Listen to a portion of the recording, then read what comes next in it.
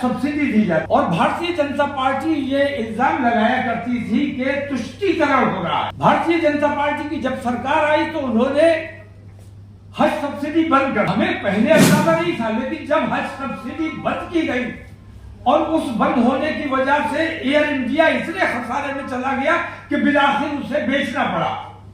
मैं कहना यह चाहता हूं कि हज सब्सिडी हमें कांग्रेस के जमाने में कभी नहीं मिली।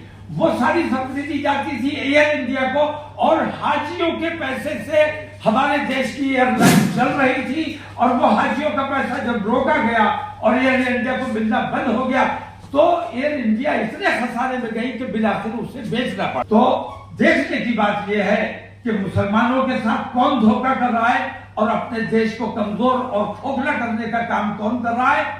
हमारे देश का और 1000 मैं वो नुकसान बताऊंगा जो नरेंद्र मोदी ने हमारे देश का किया है। हिंदू समाज को यह सोचना है कि वो देश से प्रेम करते हैं या नरेंद्र मोदी जैसे देश के गद्दारों से प्यार करते हैं। मैं नरेंद्र मोदी को देश का गद्दार इस मायने में कह रहा हूं कि उन्होंने देश को खोखला करने का काम किया है, देश को बेचने का काम किया है, देश को नुकसान पहुंचाने का काम किया है। हिंदू समाज ने मुसलमानों से क्या नाराजगी थी, क्या उसका किसी ने बिगाड़ा था, उसने कत्ल किया, अपने एक साथी का भी कत्ल कर दिया। मैं कहता हूं तीन मुसलमान मारने के लिए तूने अपने खानदान का, अपने पूरे परिवार का और अपने एक साथी के पूरे परिवार का सत्यानाश करने का काम किया, तो उसने हमारा कितना नुकसान किया और अपना कितना नुकसान किया। ये मैं कहना चाहता हूं। हमारी जो बेटियों को ले जाते हैं बहलाकर बहकाकर, और वो संगठन जिन्होंने ये ऐलान किया है कि मुसलमानों की बेटियों को लेकर आओ, तुम्हें 2 लाख रुपए इनाम दिया जाएगा, तुम्हें नौकरी दी जाएगी, तुम्हें मकान दिया जाएगा। मैं ये पूछता हूं कि अगर मुसलमान की लड़कियां वो लोग लेकर जाएंगे तो हिंदुओं की लड़कियां कहां जाएंगी, कौन लेकर जाएगा। तो वो अपने समाज का ज्यादा नुकसान कर रहे हैं, मेरे समाज का कम नुकसान कर रहे हैं। मैं तो ये चाहता हूं कि जो ईमान के कमजोर लोग हैं मुसलमान, जो जिनका ईमान कमजोर है, जो पैसे के लिए अपना ईमान दे सकते हैं या शादी के लिए या किसी भी वजह से अपना ईमान दे सकते हैं, मैं तो चाहता हूं कि वो मुझे छोड़कर चले जाए। क्योंकि मुसलमान ईमान वालों का और जो पूरी शिद्दत के साथ अपने मजहब पर कायम रहने वाले हैं, हमें उन लोगों की जरूरत है। कौड़ियों में अपना ईमान बेचने वाले तो जो खरीद रहे हैं असल में वो हमारे हिंदू समाज का कितना नुकसान कर रहे हैं, ये हिंदू समाज के सोचने की बात है। माननीय प्रधानमंत्री नरेंद्र मोदी हमारे देश के प्रधानमंत्री और भारतीय जनता पार्टी ये इल्जाम लगाया करती थी कि तुष्टीकरण हो रहा है। भारतीय जनता पार्टी की जब सरकार आई तो उन्होंने हज सब्सिडी बंद कर दी। हमें पहले अंदाजा नहीं था, लेकिन जब हज सब्सिडी बंद की गई और उस बंद होने की वजह से एयर इंडिया इतने खसारे में चला गया कि बिलाखिर उसे बेचना पड़ा। मैं कहना यह चाहता हूं कि हज सब्सिडी हमें कांग्रेस के जमाने में कभी नहीं मिली।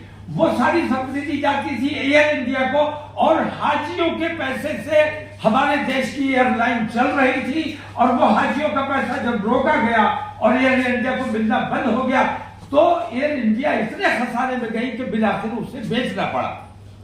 तो देखने की बात यह है कि मुसलमानों के साथ कौन धोखा कर रहा है और अपने देश को कमजोर और खोखला करने का काम कौन कर रहा है। हमारे देश का बांग्लादेश हमारे देश का पोता है, बेटे का बेटा, उसकी भी अपनी एयरलाइन है। लेकिन हमारे भारतवर्ष जो दुनिया की बड़ी शक्तियों में शामिल होने जा रहा है, भारतवर्ष की आज अपनी कोई एयरलाइन नहीं है। इससे बड़ा दुर्भाग्य क्या हो सकता है। तो इन तमाम चीजों पर हम तमाम मुसलमान जमा होकर अपने हिंदू भाइयों से ये पूछना चाहते हैं कि आखिर हमसे खता क्या हुई है, हमने देश का कब नुकसान किया है, हम देश के कब काम में नहीं आए हैं, हमने देश के लिए कब जान देने से अपने आप को बचाया है, परहेज किया है। आखिर हमसे नफरत की वजह क्या है। अगर नफरत की वजह सिर्फ वोट है तो गौर करने की बात यह है हिंदू समाज के लिए कि नरेंद्र मोदी ने जितना देश का नुकसान किया है उतना हमारे देश का नुकसान न अंग्रेजों ने किया न किसी और ताकत ने किया। और जितना मुसलमानों का नुकसान कांग्रेस ने किया है, भारतीय जनता पार्टी 10 साल और सरकार चलाए तब भी इतना मुसलमानों का नुकसान नहीं कर सकती। मैं कहना ये चाहता हूं कि हिंदू समाज को बहकाया जा रहा है, उनका फायदा हासिल करने के लिए, ध्रुवीकरण करने के लिए, ये दिखाने के लिए। मैं कहता हूं मेरा एक भी नुकसान बताइए कि भारतीय जनता पार्टी के दौरे हुकूमत में मेरा क्या नुकसान हुआ है, और 1000 मैं वो नुकसान बताऊंगा जो नरेंद्र मोदी ने हमारे देश का किया है। हिंदू समाज को यह सोचना है कि वो देश से प्रेम करते हैं या नरेंद्र मोदी जैसे देश के गद्दारों से प्यार करते हैं। मैं नरेंद्र मोदी को देश का गद्दार इस माने में कह रहा हूं कि उन्होंने देश को खोखला करने का काम किया है, देश को बेचने का काम किया है, देश को नुकसान पहुंचाने का काम किया है।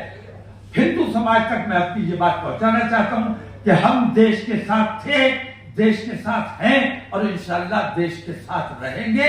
देश को नुकसान पहुंचाने का जो काम करता है हम उसका साथ किसी कीमत पर नहीं देंगे, किसी हालत में नहीं देंगे। जी मेरा सवाल आपसे ये क्या इलेक्शन से पहले वन बाई वन करने तो ज्यादा अच्छा होगा। ये क्या ये आपका वार्निंग है इलेक्शन से पहले? नहीं, मेरे इस प्रोग्राम का सियासत से कोई ताल्लुक नहीं है, ना सियासत की उसमें बात की जाएगी।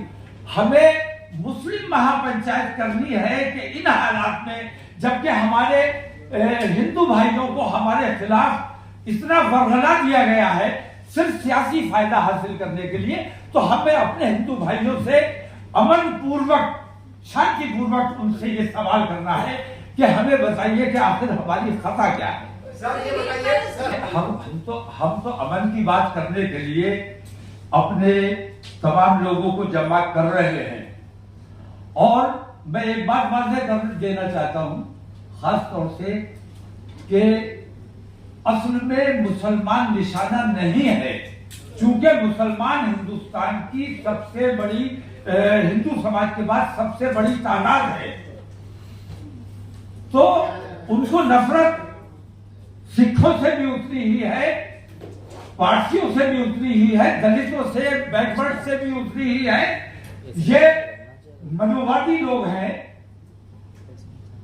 मैं ये कहता हूं कि मुसलमानों का उन्होंने टारगेट इसलिए किया हुआ है कि जिस दिन मुसलमान थक गए, अपनी लड़ाई हार गया या अपनी लड़ाई में कमजोर हो गया, तब दलितों को निशाना बनाया जाएगा और बाकी माइनॉरिटीज को निशाना बनाया जाएगा। हम तो इन तमाम लोगों की ढाल बने हुए हैं। जिस दिन हम हार गए या हम थक गए, उस दिन नंबर इन लोगों का आना है। तो हम अपने तमाम उन साथियों के साथ उस दिन अपने तमाम मसाइल, अपने देश के तमाम मसाइल, देश में अमन कैसे कायम रहे, देश की तरक्की और देश की खुशहाली कैसे हो, देश की खुशहाली और तरक्की अगर दंगे और फसाद में है तो हम दंगे फसाद के लिए तैयार हैं, कमजोर नहीं है। अल्हम्दुलिल्लाह अमन पसंद है, अपने देश से प्यार करते हैं, अपने अमन, देश के अमन को नुकसान नहीं पहुंचाना चाहते। अगर आप हिंदू समाज ये कहे कि देश की तरक्की दंगे में है तो हम दंगे के लिए तैयार हैं, लेकिन हमारा मानना यह है कि देश की तरक्की अमन में है, शांति में है, भाईचारे में।